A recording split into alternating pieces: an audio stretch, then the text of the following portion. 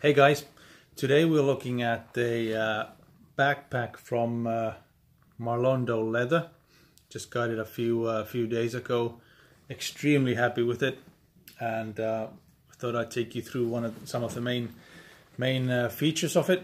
You can see the main specs on the website, so I won't go through the size and the dimensions and these kind of things, but just trying to give you an idea what it feels like when you actually get it. This is the tall one. It comes in two sizes. There's a normal one and a tall one, and on the tall one you have a buckled pocket on the other side, and then a normal open pocket on the other side.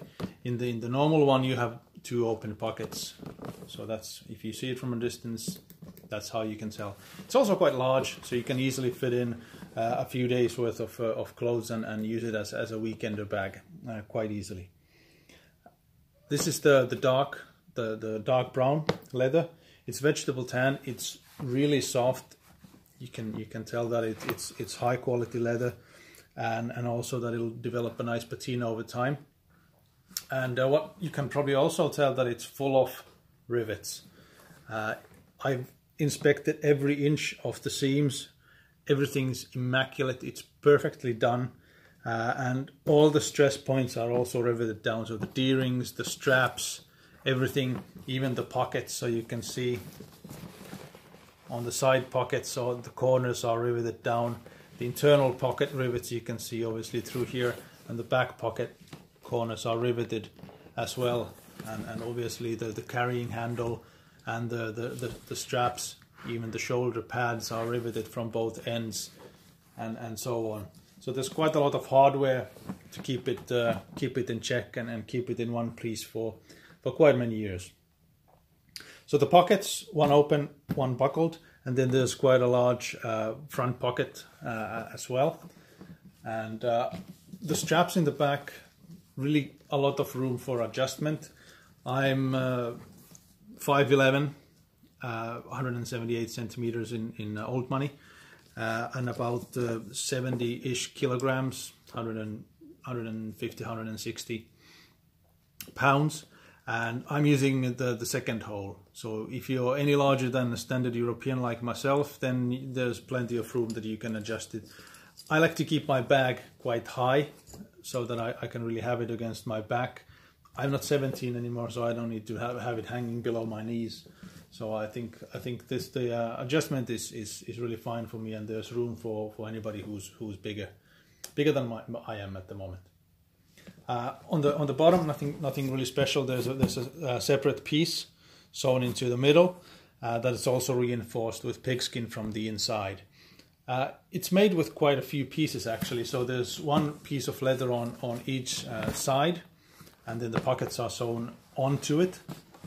There's one piece of leather in the front, one piece of leather for the flap, and then one piece of leather for the back. And like I said, this is the leather feels really high quality item, so I'm really happy with how it is. D-rings in the front, so you get a few utility straps. You can buy them from Marlondo as well. And then you can strap down sleeping bags, small tents, jackets, or whatever you might be carrying around. If you look inside, there's a black piece, which is the softest thing that you've ever seen or touched. It's pigskin, so it's quite sturdy as well. And on top here you have two buckles that you can use that to cinch down and really close the top of the bag, or have it wide open, however you prefer. There's also a flap that comes sewn onto the front panel, and that's quite handy. Then you just put it down, and it stops small items from falling out of the bag in case you have the bag upside down for whatever reason. If you're not using it, you can just fold it against the front piece, and it'll be out of your way quite handily. So you can see again the rivets for the carrying handle and the shoulder straps. What's quite interesting in the design itself is that in many of these sort of more rugged type of leather bags, the seams are on the outside, But here they made it so that the seams are actually on the inside, which means that the construction of the bag from the outside, it looks a bit more rounded, a bit more soft, and it's quite pleasant. And I'm sure that once this breaks in, it's quite stiff now, but once this breaks in, it'll actually be quite nice and not so pokey from the outside. Inside there's not really much nothing to show really. There's a back pocket that's against your back when you're carrying it. It'll probably fit an iPad quite easily. And then there's two side pockets that you can have maybe a cell phone or some pens, memory sticks and these kind of things.